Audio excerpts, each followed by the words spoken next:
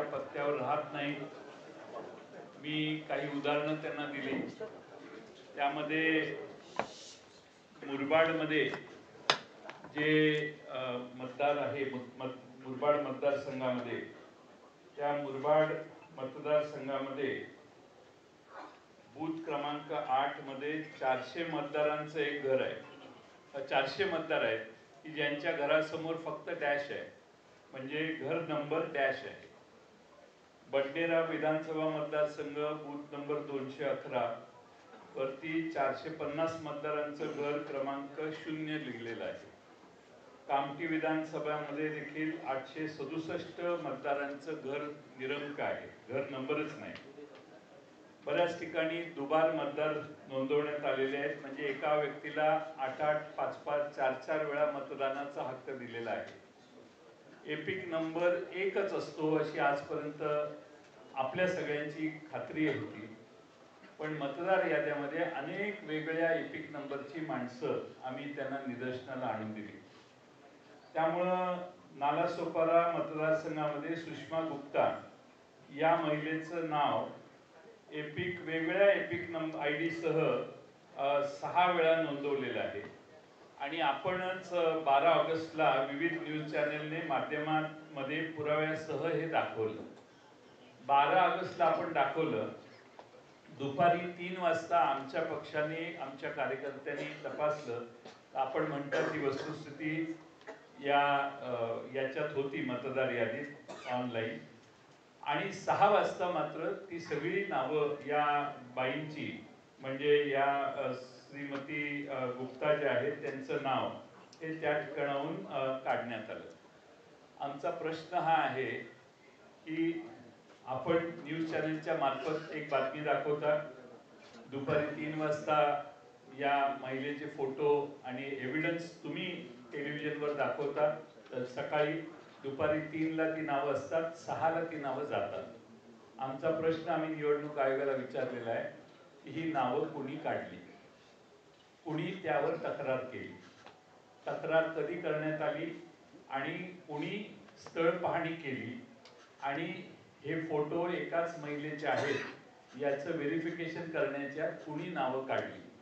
आमचा दावा असा आहे आणि आमचा समज व्हायला लागलेला आहे की राज्य निवडणूक आयोग किंवा केंद्रीय निवडणूक आयोगाचा सर्व्हर हा महाराष्ट्रात दुसरा कोणीतरी चालवतो, असा आमचा आता अनुभव व्हायला लागलेला आहे। आणि दुसरा कोणीतरी परस्पर या मतदार याद्यांमध्ये नावं घालतो, मतदार याद्या उघड झाल्या की नावं काढतो।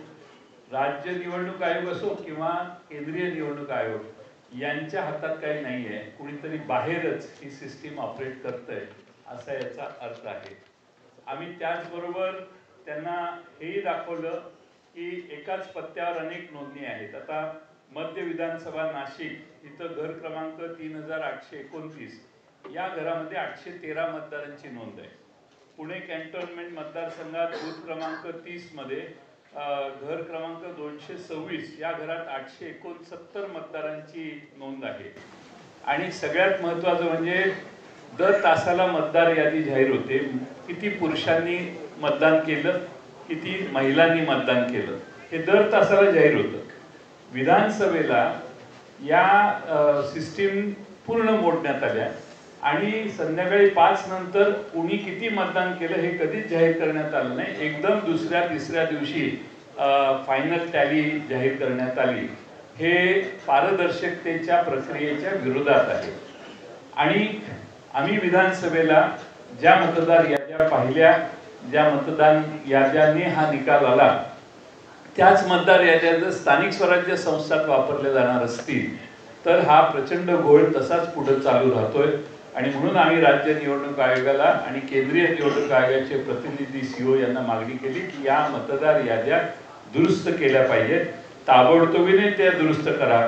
तुम्ही 3 दिवस 4 दिवस वाढवून मुदत हे चालणार नाही। किमान या मतदार याद्या पूर्ण तपासा, ज्या घरात राहत नाहीत त्यांची नावं त्यातून काढून टाका, बोगस मतदान काढून टाका। एक आमदार परवाच जाहीरपणाने सांगितलं त्यांनी की 20,000 मतदार मला बाहेरून आणावे लागले, ते मी आणले आणि मग माझा विजय झाला। हे विरोधी पक्ष सत्ताच असणारे आमदारच जाहीरपणाने सांगतायत याची नोंद घ्या हे आम्ही त्यांना सांगितलं.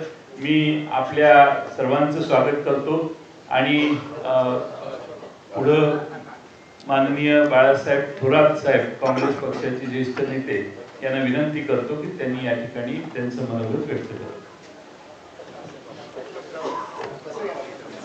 माननीय जयंतरावांनी आपल्याला सविस्तर पद्धतीने काही गोष्टी सांगितलेल्या आहेत.